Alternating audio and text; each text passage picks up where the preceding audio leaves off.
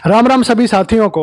मैं रवि अहलावत आज एक ऐसे कुंडली की प्रेडिक्शन करेंगे जो कि बेहद खास है। और इस कुंडली के ऊपर आप सबको भी देखना चाहिए कि किस तरीके से इंसान की किस्मत किस तरीके से योग बनाती है और इंसान को बर्बाद करवाती है। ये एक बर्बाद इंसान की किस्मत है। और ये जो कुंडली है, ये डिटेल्स आपको दिख रही होंगी स्क्रीन पर, और उसके हिसाब से इनकी असल जो कुंडली है वो ये बनी है जो आपको स्क्रीन पर दिखाई दे रही है। और इसके हिसाब से इनकी किस्मत की क्या प्रेडिक्शन होनी चाहिए, आज इसके ऊपर बात करेंगे। इस कुंडली का सबसे पहला योग आप सबको नोट करना चाहिए। इस कुंडली का सबसे पहला योग है जिसको कहते हैं बृहस्पति और शुक्र का मेल, 8वें घर का।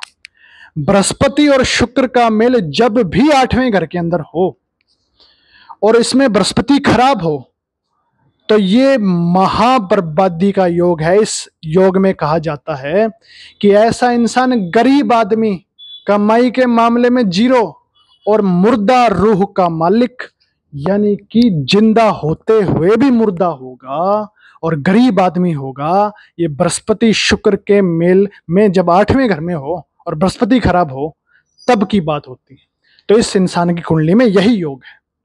फिर एक और खतरनाक योग, मंगल शनि का मेल 4थे घर का। और मंगल शनि का मेल 4थे घर में है और इसमें मंगल खराब है, तो ये मंगल शनि का मेल खराब होकर के बैठा है।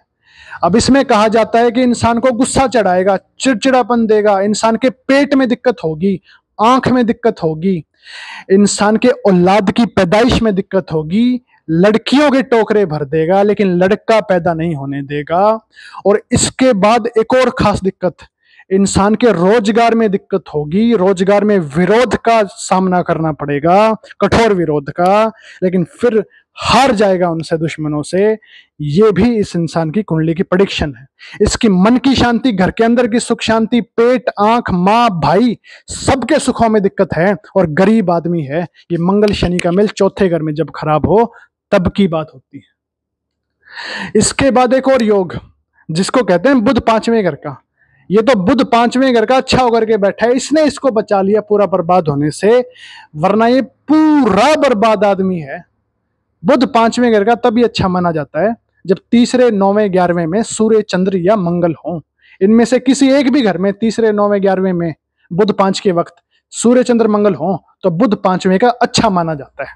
अगर ये ना हो तो बुध 5वें का खराब फल देगा, जो कि पिता को दिक्कत देगा और आगे औलाद को भी दिक्कत दे सकता है। लेकिन इसको दिक्कत नहीं देगा पिता को, लेकिन इसकी खुद की उत्पन्न की हुई वजहों से इसके पिता को दिक्कत होगी, यानी कि पिता के साथ बनने में दिक्कत होगी, गुस्सा ज्यादा होगा इंसान के साथ, किसी भी काम में सेट नहीं हो सकता और जिंदगी में हमेशा ही इसको डिप्रेशन के हालात झेलने पड़ेंगे खुद के कर्मों की वजह से ही।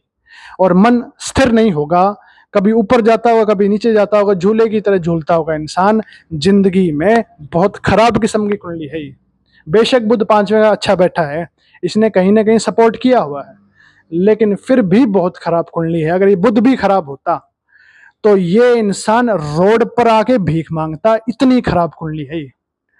तो इसीलिए अगर इस कुंडली के इलाज ना हुए, शनि मंगल 4 के इलाज और बृहस्पति शुक्र 8 का इलाज अगर ना हुआ, तो ये इंसान जिंदगी में कभी ऊपर नहीं उठ सकता, ना शादी होगी और ना इंसान की जिंदगी में बरकत आएगी, ना कमाई आएगी, ना काम धंधा चलेगा, किसी भी चीज का सुख नहीं है। और स्वभाव खराब, शरीर भी खराब, पेट और आंख में दिक्कत, स्वभाव खराब, शरीर खराब, कमाई खराब, इससे बुरी जिंदगी और क्या होगी। और गरीबी का योग, तो इस इंसान को इलाज करने सख्त जरूरी है, वरना ये कुंडली बेकार, महाबेकार। राम राम।